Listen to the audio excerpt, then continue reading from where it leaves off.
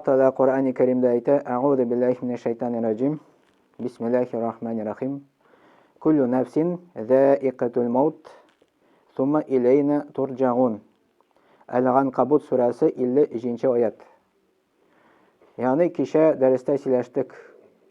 Turunda, ölüm turunda. Manda da Allah Teala ayette her bir jon iyasi diye ölüm aşısın totayacak deydi.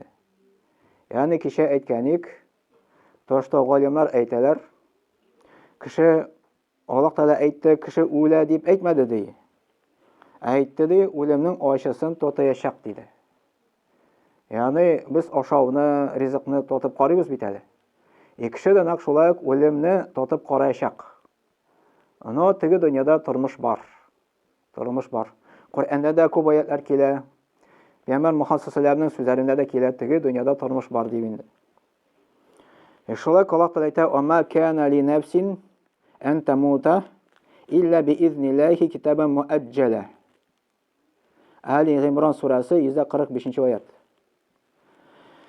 Bir nida zotda Allah tugayin yetgan vaqtdan boshqa vaqtda o'lmas, magar har kim Allah belgilagan soatda o'lar degan. Har bir kishining belgilagan soati bor degan. O'sha soat yetmishi kishi tigi dunyoda ketmay. O'sha soat yetu bilan Allah Taala aytadi, tigi dunyoga boradi. Shulak Allah Taala aytadi: "Va likulli ummatin ajalun, fa idza jaa ajaluhum la yasta'khiruna sa'ata va la yastaqdimun." Allah Taala aytadi, har bir ummatning ajali bor deydi. Ya'ni har bir xalqning ajali bor deydi. Qachon o'sha ajal yetay ekan deydi, ol endi ertaroq da kelmas, ham kechikmasda deydi. O'sha o'lim soati endi. Mana o'sha oyatlarda Alloh taolo aytadi, har bir kishining o'sha soat belgilanib qo'yilgan deydi. Shular Muhammad payg'ambar sollallohu alayhi vasallam hadisida aytdi, payg'ambar sollallohu alayhi vasallam aytdi, ona qornida bo'lganda deydi, o'sha bizning yozilib qo'yilgan 4 narsa. Ya'ni Muhammad payg'ambar sollallohu alayhi vasallam aytdi, ona qornida deydi, birinchi 40 kun deydi, siz bir tomchi bo'lib onda bo'lasiz deydi. Ikkinchi 40 kun uyushgan qon kibik deyib kelar hadisda. Uchinchi 40 kun shaynalgan it kibik deydi. 40 kun o'tgach Alloh taolo farishtani jibaradi, jon eradi. Jon ergach qo'sha 4 narsa yozarga. Yozarga qo'sha narsa aning ajalin. To'ys umri ko'pmi dunyoda yashayshak. Birinchisi andari yozarga qo'sha aning rizqin. Yozarga qo'sha aning baxtli bo'lamı, ila baxtsiz bo'lamı? Ham yozarga qo'sha aning g'amallarin. Jannat g'amallarini qilishaqmi, yoki tamoq g'amallarini qilishaqmi yozib qo'yilgan endi. Ya'ni ona qornida bo'lganda har bir kishining ajali da yozilgan, rizqi da yozilgan, baxtli bo'l, baxtsizmi da yozilib qo'yilgan. Ham ona g'amallarida yozilgan. Bu yozmish deb ataladi taqdir. Muhammad payg'ambar sollallohu alayhi vasallamdan kelib so'radilar. Ras yozilgan endi biz olaysa ishlamasakda bo'lamini deb so'rab berdilar endi. Tikkina turganmini deb. Yo'q, Muhammad payg'ambar sollallohu alayhi vasallam aytdi, ishlagiz dedi, amal qilgiz dedi. Nasa uchun siz yaratilgan bo'lsangiz, shuni Alloh taolo sizga yengillaytirdi. Ya'ni biz bunda masjidga keldik, namozga keldik. Bu jannat yo'li. Alloh taolo shu yo'l bilan jannat yo'lini yengillaydi. Masjidga kelib ilm olasizmi? Bu jannat yo'li. Alloh taolo shu jannat yo'lini yengillaydi. Yengillaytgach kishi o'lgandan so'ng shimoqqa kiradi degan so'z inshaalloh.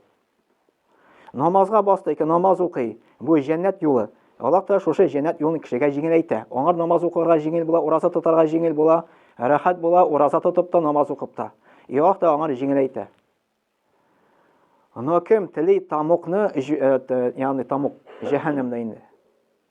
Allah taolo onlarda onu yengillaydi. Mana masalan isrikni olamiz ekan.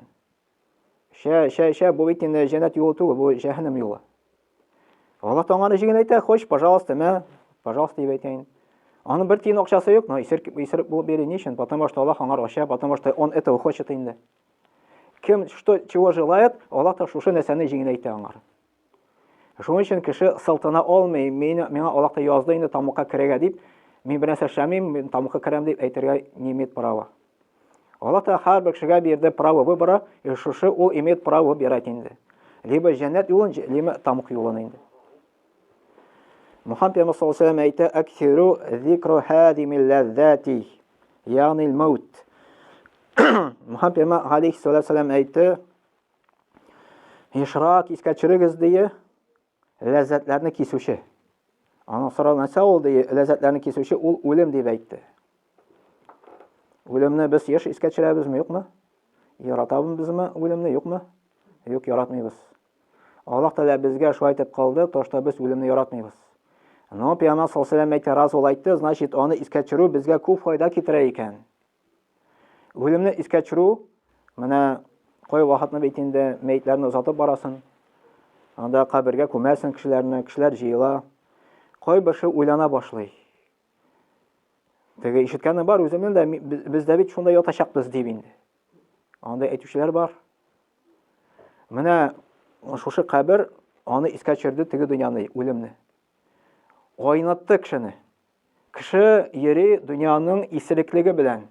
Дөнья куа һаманда. Аңар йорт тасаларга кирәк, машина да алар кирәк, әлбәттә ул кирәк.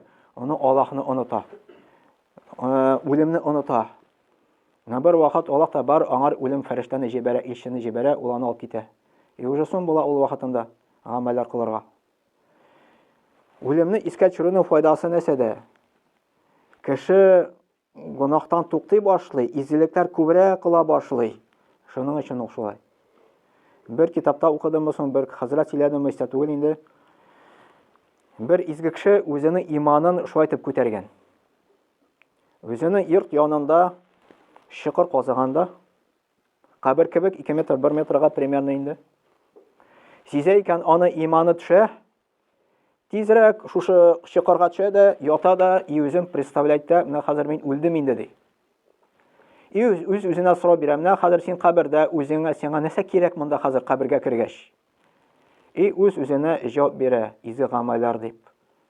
Тиз генә шуннан чыга да, и тизрәк изгелек кыла башлый. Менә Мухаммад пәйгамбер саллаллаху алейхи ва саллям әйтмәде бит инде, күбрәк ишрак искә төшерәсе үлемне ди.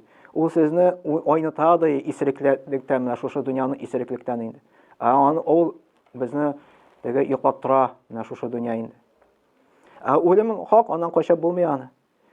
Аны күбрәк ишрак искә төшергән саен кешегә ул файда китерә икән, ул зыян китерми. Аннары Мухаммад пәйгамбер саллаллаху алейхи ва саллям әйтте: "Кун фи дунья каанника гариб ау габири сабил." Бу тормышта сәфәр кылучы яки юлчы кебек бул диде.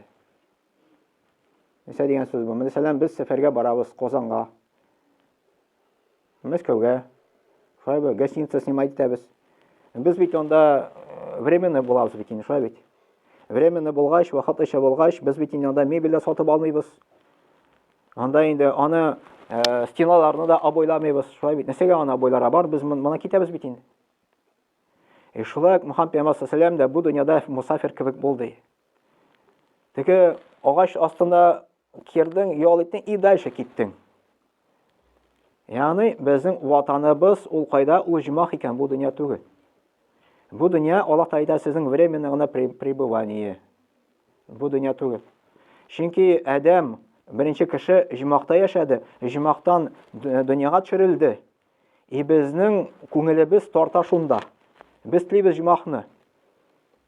Моңа доказательство Коръәндә дә бар инде ул. Моны доказательство бу дөньяда бар.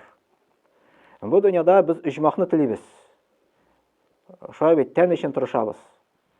Йортны салабыз, йортны обустраивать итәбез, яхшы машинада йөрибез, инде мотор киемнәр киергә яратабыз. Бу әлбәттә яхшы, бу тыелмаган, бу хәләл әйбер. Безнең күңелебездә шул. Шуны тели кеше. Но ул вакытлыча анара кирәк. Ул вакытлыча менә шушы мотор квартираны, мотор йортны шушы йорттан күчәргә туры киләчәк, прописканы алыштырырга туры киләчәк бөтен кешегә 2 метр, 1 метрга инде. Но әйтсәк, пенсия чыккач әле намазга басам, әле аннан соңына мин әле кая үлем турында искә төшергә, әле мин яшь, әле мин әле сәламәт әле. Зиратка барып карагыз, кем анда ята. Яшьләр бармы анда? Бар. Может, кой бер зиратта яшьләр күбрәк табылыр, может. Шуның өчен мин әле теге Аллаһ Тәгаләгә табынырга, гыйбадәт кылырга әле вакыт җитмәде. Пенсия чыккач намаз укырмын. Пенсия чыккач та укымыйм инде ул. Ул булган әйтә инде аны. Потому что ана бетерми, нәрсә ул Аллаһка табыну. Шулай Аллаһ Тәгалә әйтә Коръәндә. يا أيها الذين آمنوا لا تلهكم أموالكم ولا أولادكم عن ذكر الله ومن يفعل ذلك فأولئك هم الخاسرون. Allah Teala дип әйтә: "Эй иман китергән бәндәләр, сезнең дия дөнья малы алдамасын дия, дөнья малы алдый. Һәм балалар да сезне алдамасын дия. Аллаһ Тәгаләне зикр итүдән дия. Күп кеше алдана, нишәп намаз укымыйсың, вакытым юк, эшкә барасы бар. Аллаһ Тәгалә алданма ди, эш белән ди. Нишә намаз укымыйсың, балаларны туйдырасы бар, вакыт юк. Менә Аллаһ Тәгалә әйтә, балалар белән алданмасын ди. Намаз ул матамый. Yani син эшне эшли дә аласың, намазын укый аласың бит инде. Аллаһ Тәгаләне искә төшерүдән матамасын ди. Шушы без тормышта шушы дөнья машгул, дөнья эшлибез, Аллаһны онытабыз. Аллаһны оныткач нәрсә була? Дөньяда да кеше бәхетсез була. Ике дөньяда да кеше бәхетсез була. Бу дөньяда бәхетсез, теге дөньяда бәхетсез була. Куа, бәхет ортан чаба, мәдди як ул тәңгәгенә рәхәтлек китерә, рухка түгел. Рухның, җанның, аның ләззәте, ризыгы, ул намаз, ул ураза, ул закат, ул хаҗ, Аллаһ Тәгаләгә табыну. Без әйтәбез, вакытыбыз юк дибез инде. Намаз кирәк, Аллаһ Тәгалә куймады бит инде 5 вакыт намаз укырга. Бос, ризык килер сиңа, рәхәт булыр. Сиңа дөнья ачылыр иншалла. Киткән бәрәкәте кире кайтар. Рәхәт булып яшәргә дөньяда булыр иншалла. Аллаһ белән бергә яшәсәң, ул бит сиңа ләззәтен бирә, рәхәтен дә бирә, бәрәкәтен дә бирә иншалла. Аллаһның кулында бөтен әйбер. Шифа кирәк, Аллаһтан сора шифаны, ул бирер сиңа. Мал мөлкәт кирәк, Аллаһтан сора, бәрәкәт кирәк, Аллаһтан сора, ул сиңа бирер. Аллаһ Тәгалә бит бу дөньяны белән идара итә. Анда Расулullah дип әйтә Аллаһ Тәгалә: "Ва яф'ал залика", акимда ким аңар алдана ди, фаулайка хумул хасирун, алар хәсрәттә ди. Аллаһ Тәгалә шулай дип әйтә Коръәндә, вәгъдә әйтә. Кем намаз укырга вакыт юк ди, ул хәсрәттә була ди. Бәхетсез була ди, Аллаһ Тәгалә әйтә. Бәхетсез була ди. Бәхете булмый аның. Шулай Аллаһ Тәгалә әйтә: "Ва анфиqu мимма разaqnakum min qabli an ya'ti ahadakumul maut".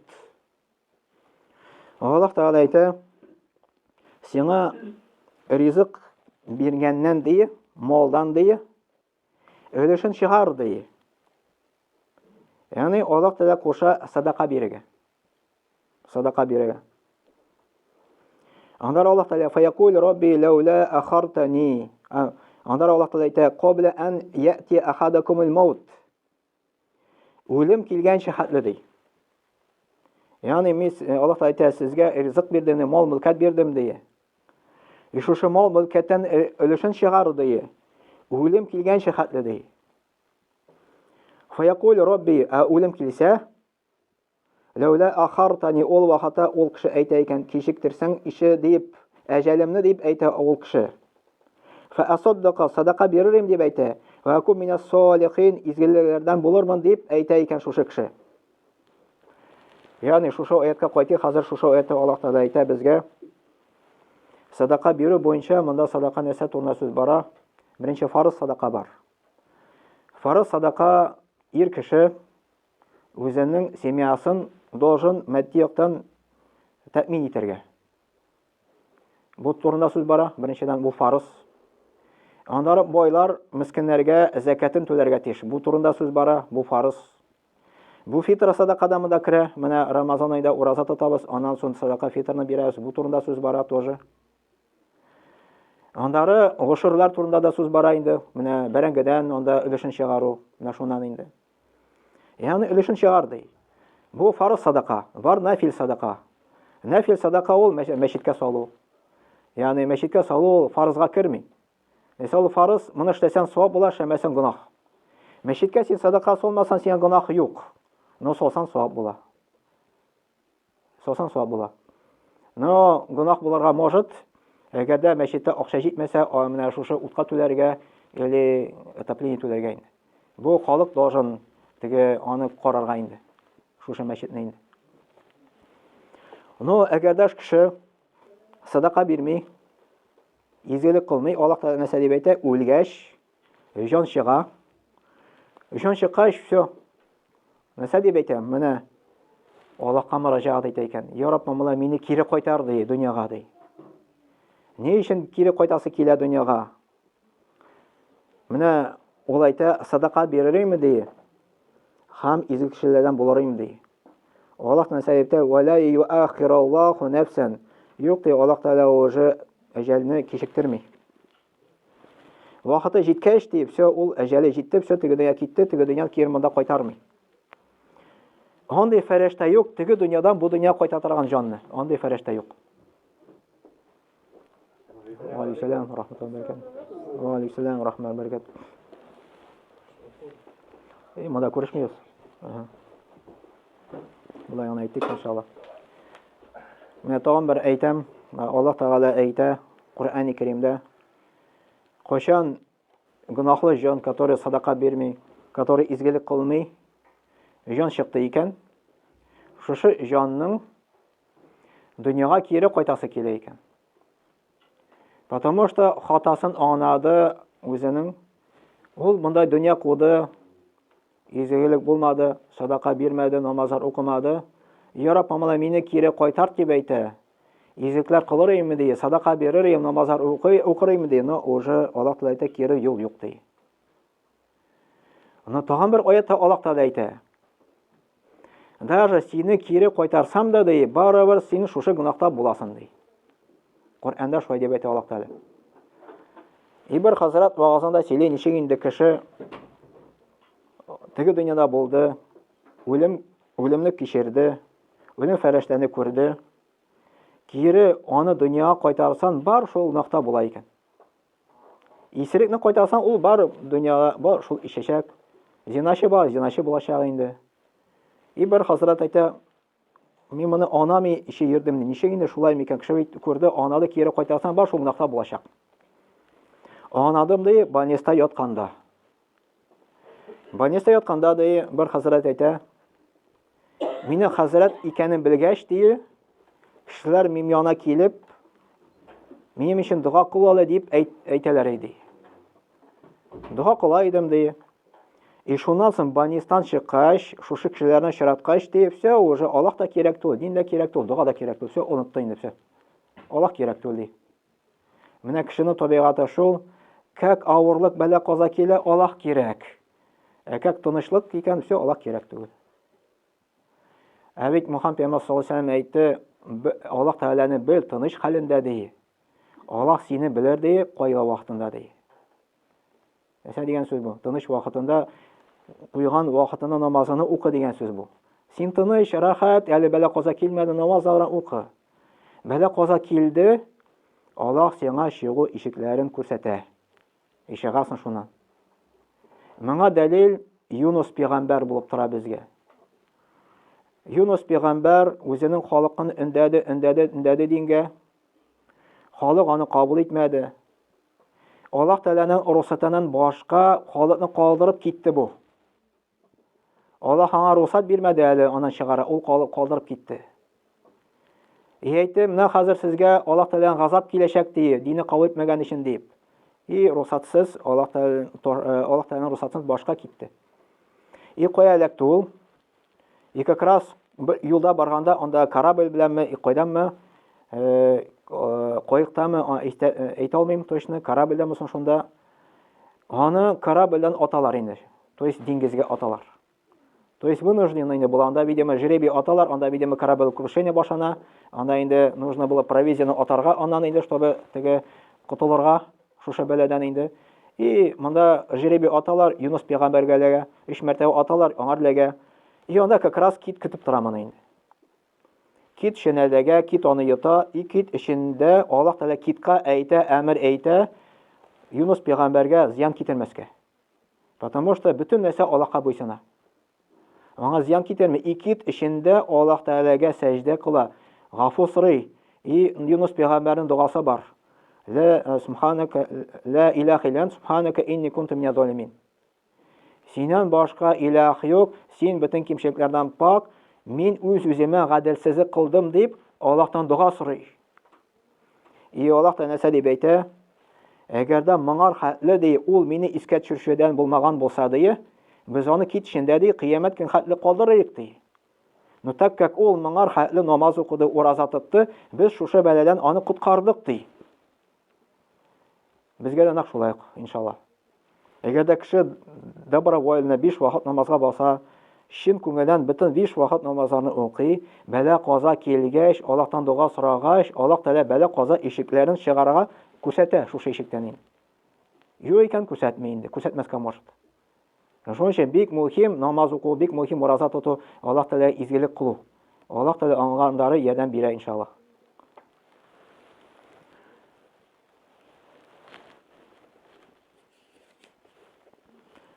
Так, андары хадис килә. Инде кеше вафат булгач, кеше үлгәч, кеше битене тәне чиреп бетә. Мөхәммәд пәйгамбәр саллаллаһу алейһи әйтте, кешенең оча сөягеннән кала бөтен тән өлешләре чиреп бетә ди. Аллаһ аны оча сөягеннән яңадан халык кылыр дип килә хадистә. Ягъни кешенең тәнендә бар шундый бер күзәнәк дип әйтәбезме инде. Шушы күзәнәк чирми икән. У клетка дип әйтәбезме рус телендә инде. Шул клетка күзәнәк ул чирми. Бөтен тән чиреп бетә, бу күзәнәк чирми. Аны гәҗитләрдә дә язганнар, аны журналда да язганнар, шушы күзәнәкне кислоталарга да атканнар, юкка чыкмаган, яндырганда да 6000 градуста янмаган. Бу юкка чыкмый инде. Мөхәммәд пәйгамбәр саллаллаһу алейһи шушы именно күзәнәктән ди кыямәт көндә сез чыгасыз ди. Аллаһ та яңгыр яудыртыр, шуна без чыгабыз. Ул уже судный день була, кыямәт көне була инде иншаллах. Андары кабердә нәрсә чирми? Кабердә тән чирә. Мөхәммәд пәйгамбәр саллаллаһу алейһи әйтте: "Инна Аллаһа газза ва джалла харрама галя арди ан таъкула аджсада анбияи." Мөхәммәд пәйгамбәр саллаллаһу алейһи әйтте хадистә, Аллаһ Тәгалә ди җиргә ди харам кылды ди, пәйгамбәрләрнең тәнен ашарга диде. Аллаһ Тәгаләнең илчеләре булды дөньяда инде, пәйгамбәрләр булды, аларның тәннәре чирми. Без әйтәбез, Ленин да тәне чирмәгән дип, шулаймы? Но Ленин тәне чирә. Аны просто тотып торалар, пока төрле нәрсәләр белән инде кислоталар, то есть нидер дарулардан тотып машинада нәрсә белән инде. Мөхәммәд пәйгамбәр саллаллаһу алейһи тәне чирмәгән. Кабердә, аның кабере Мәдинәдә. Мәдинәдә әлбәттә аны күрмибез без. Күрә дә алмыйбыз без аны. Но тарихта килә Мөхәммәд пәйгамбәр саллаллаһу алейһи тәнен урларга маташканнар. 20-нче гасырның башында. 20-нче гасырның башында ул вакытта әле халифат булган иде, мусулман дәүләте бар ул вакытында. Ягъни бер иудей, яһуд дип әйтәбез инде. Специально подкоп ясаган инде астан. Мөхәммәд пәйгамбәр саллаллаһу алейһи вәсәлләмнең каберен яна инде. Намыны ничек белгәннәр? Патшага төшкә керә Мөхәммәд пәйгамбәр саллаллаһу алейһи вәсәлләм.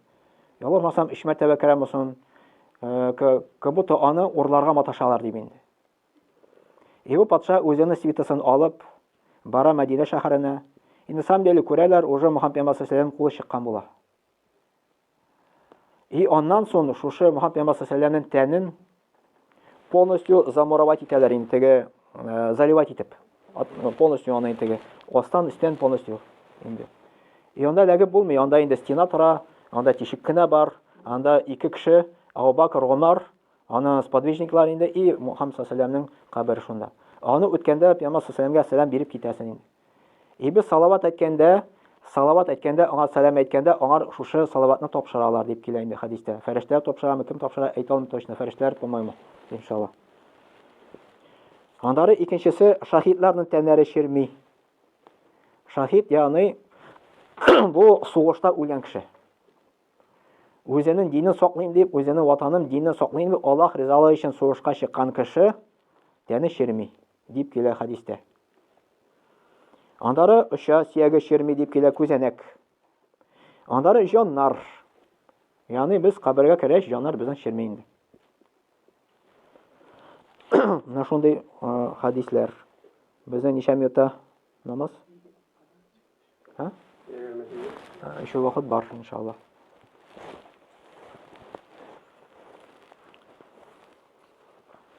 Андары намазның турында берничә сүз әйтәсе килә.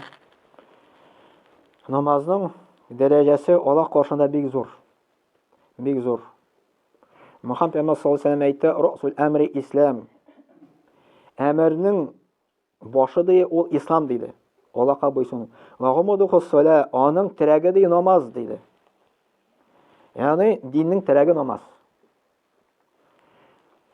Менә без әйтәбез, без мусламаннар, без татарлар, синең терәгең бармы соң? Ягъни диннең терәге ул намаз. Менә Мөхәммәд саллаллаху алейһи ва сәллям әйтте, диннең нигезләре 5 диде. Беренчесе Әшһәду ан ла илаха илля ва әшһәду анна Мухаммад расулуллаһ дип шаһадат китерү. Икенчесе де намаз уку, өченчесе закат түләү, дүртенчесе Рамазаннан ураза тоту, бишенчесе хаҗ кылу дип әйтте. Шушы бу ислам диннең именно самый төп терәге булып тора инде. Намаз бар, ислам бар. Намаз юк, кешедә ислам юк дигән сүз инде.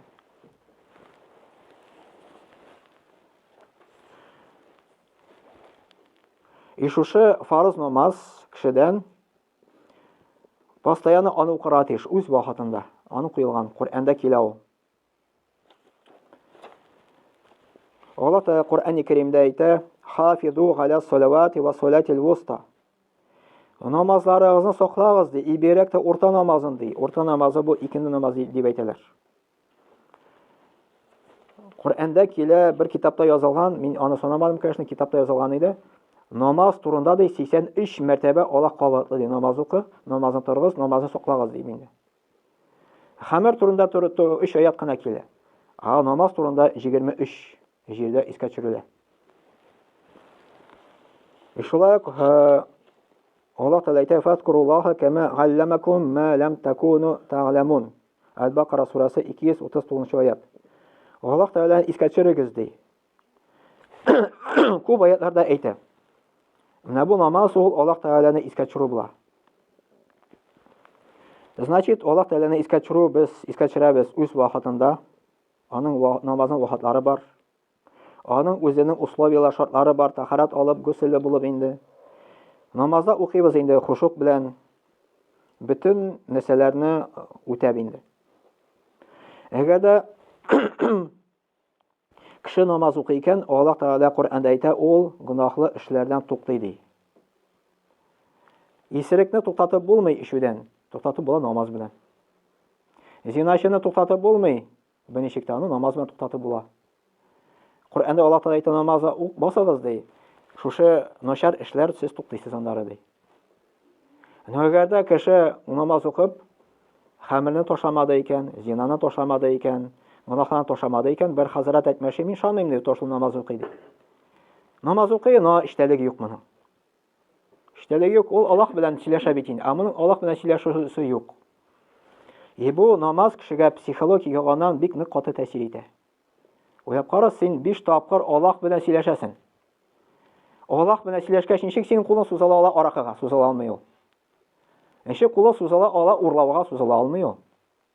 Аллаһ белән сөйләшәсең бит син 5 тапкыр көненә. Син бит Аллаһ каршына барасы бар, аның янында отчет бирәсе бар. Кешене аңлый. Шуның өчен кеше намазга баса алмый, ни өчен шайтан тора, пәрдә куя. Потому что арак эчәсе бетермәгән әле. Зина кылачы бар әле. Аның нәфсе тарта моңар, моны тарта. Шуның өчен шайтан баса, намазга баса алмый. Бу гөнаһлар аңар сәбәпле аны кешене артка тарта, аска тарта. То есть тормышта бәрәкәте юк моның. Нишәргә белми, җан бит ул ризыкны сорый, намазны сорый, уразаны сорый. Алланы аракы белән кертә, уланы зина белән кертә, урлау белән кертә. Ул вакытта андары калып шуның белән тулгач, ничек кеше бәхетле була уйлап карагыз әле. Тәннең эшлаклары булган кебек, җанның да эшлаклары бар. Эшлаклар ул бит инде тәндәге булган начар матдәләр. Кайчан кешедә начар матдәләр күп итеп җыела, кешенең организм сбой бирә. Я давление күтәрә башлый, я ашказаны авырта башлый, я йөрәге һәм башка. Әле бу тән. Җан гынахлар белән тулгач, ул да збой бирә башлый. Тормышта яшәргә авыр була башлый, җиңел түгел. Җан кыса аны. Теге рахат түгел яшәргә, аның теге дөньяга китәсе, асылнасы килә менә шундый нәрсәләр инде. Я аракага биреләсе килә, я нәрсә инде. Тормышта бәхет таба алмый. Әмма бәхет ничек табарга? Аллаһка кайтарга. Намазга басарга, Аллаһтан гафу сорарга, гынахтан тотарга. Ул киткән бәрәкәте кире кайта анда. Икешен тормыш ачыла, рахат булып яши башлый. Без хәзер уйлыйбыз берәр исерек турында, үзебез турында уйламыйбыз, шулай бит. Тегендә исерекләр йөриләр, ул турында уйладык, шулай бит хәзер. Меня это не касается. Юк. Әгәр дә без шулай уйлыйбыз икән, ялгышабыз. Һәрбер кеше үзе турында уйларга кирәк. Минем намазым бармы, минем уразам бармы, минем хаҗым бармы, минем излекләр бармы, минем гынахларым бармы? Туктарга кирәк. Менә ул вакытта сиңа бәхет киләчәк иншалла. Теге кеше турында уйлау түгел, үзебез турында без үзебезне үзгәртергә тиешбез иң беренче. Обычно бит инде ир белән хатын талашканда тырыша бер-берсен үзгәртергә. Син үзеңне үзгәртә алмыйсың әле, ничек син үзеңнең хатынны үзгәртә аласың? Сперва себя начни, үзеңне үзгәрт. Аннары окружение сине постепенно үзгәрер иншалла.